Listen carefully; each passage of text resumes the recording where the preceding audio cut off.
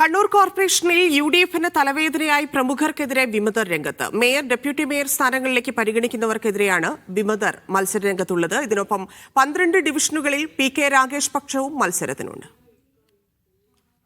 കോർപ്പറേഷനിൽ തുടർഭരണം പ്രതീക്ഷിച്ച് രംഗത്തിറങ്ങിയ UDFന്റെ പ്രധാന നേതാക്കൾ മത്സരിക്കുന്ന 3 ഡിവിഷനുകളിലാണ് വിമതർ രംഗത്തുള്ളത്.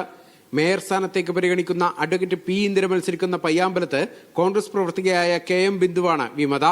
സിറ്റിംഗ് ഡിവിഷനിൽ ജയപരാജയം നിശ്ചയിക്കാൻ ബിന്ദുവിന്റെ സ്ഥാനാർത്ഥിത്വം വഴിവെക്കുമോ എന്നാണ് ആശങ്ക.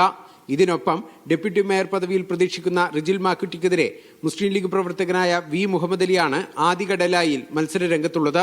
കോൺഗ്രസുമായി തർക്കിച്ചു പിടിച്ചെടുത്ത വാരം ഡിവിഷനിൽ മുതിർന്ന നേതാവ് KP താഹിറിന് വെല്ലുവിളി ഉയർത്തി പ്രാദേശിക ലീഗ് പ്രവർത്തകരും ജനവിധി തേടും.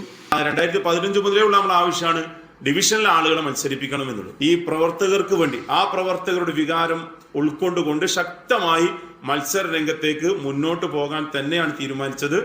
ഇതിനൊപ്പമാണ് PK രാഗേഷിന്റെ ഐക്യജനാധിപത്യ സംരക്ഷണ സമിതിയുടെ സ്ഥാനാർത്ഥികൾ.